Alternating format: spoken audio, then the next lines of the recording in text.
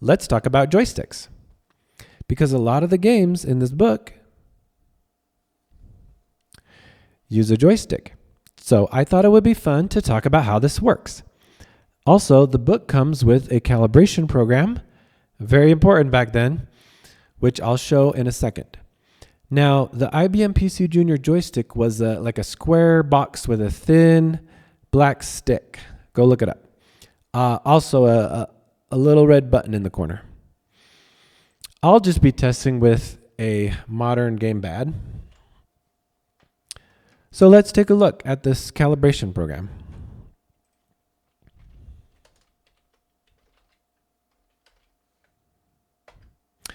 Move the joystick all the way right and press the key. Okay, right key, left key, up key, down key. Now what this program is doing is it's calculating for the left direction, it's calculating 1/4 of the way between the minimum and the maximum. And for right, it's 3/4 of the way between the minimum and maximum. Similar for up and down.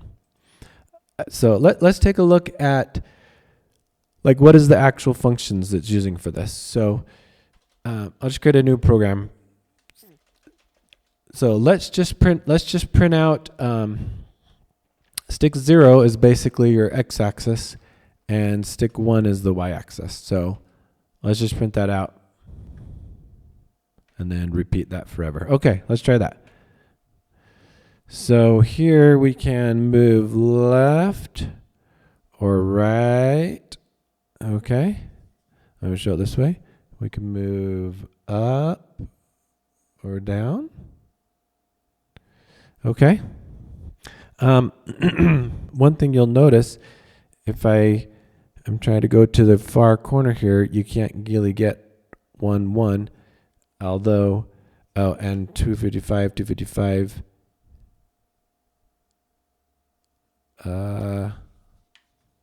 Yeah, you can't get it. But with the D-pad you can. So if let me put it on D-pad mode and then I can use the D-pad. Now I can get the corners. So that was one interesting thing about the PCjr joystick.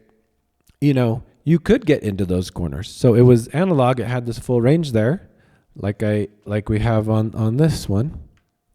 But yet it also had the advantage of, like you saw with the D-pad, you can get into those corners. So sometimes that made it easier to, you know, if you need to go diagonal in your game, you're up in that corner and you could stay in there a lot easier.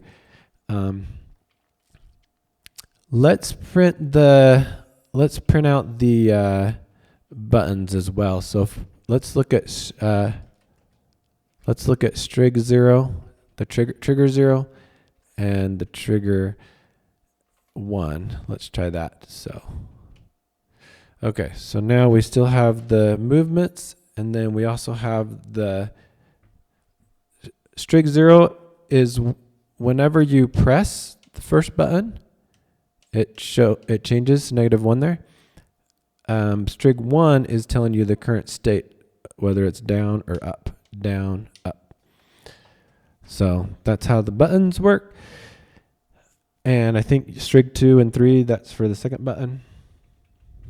Oh, we better try it. Strig 2, strig 3. Okay. All right, here we go. First button, second. Oh. Nope, nope, nope. Okay, that's probably joystick 2, first button. Okay. 4 and 5. Let's go. 4, 5. Okay. Right, here's first button. There we go. There's the second button. Okay. Yeah. So some interesting things. You know, our joystick was always having problems, and I just tweaked things as best I could. I think I found that line 130 with the QL, QR, and tried adjusting the values there. I don't know if I ever found the calibration program in here. I kind of don't think I did. I just don't even think I mean, it's at the very beginning of the book, but I just don't think I even looked there. But even if I did find it, it didn't work well because a lot of times our joystick, maybe it's supposed to be smooth, a smooth range, linear from minimum to maximum. But, at least a lot of the times it wasn't. And so like it'd do weird things like in some directions you barely moved and it would move. And others you had to go all the ways, the full, to the extremes. I think that the calibration program would have been slightly better if it asked for a center point, because then at least it could do, for left movement, it could pick halfway between the minimum and the center, for example. And then right would be halfway between the center and the maximum. So that would have been an improvement there, I think. But yeah, our joystick just had a lot of problems. And for a long time, it was completely broken. I didn't know how to modify the programs to use the keyboard. Later, I think I managed to somewhat do this, but you can use the in key string. Let's see, like print in key string, go to 10. Let's do that like that. So like you can get it when a key is pressed.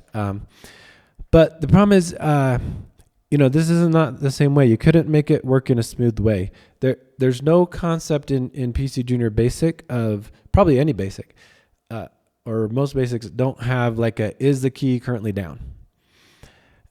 So like it has on this in key string and also on key that can fire when a key is pressed, trigger when the key is pressed, but that's not the same thing. That's when you press it down. There's also like look when I hold down a button F. See that gets fired multiple times. F, F, F, F, F, F.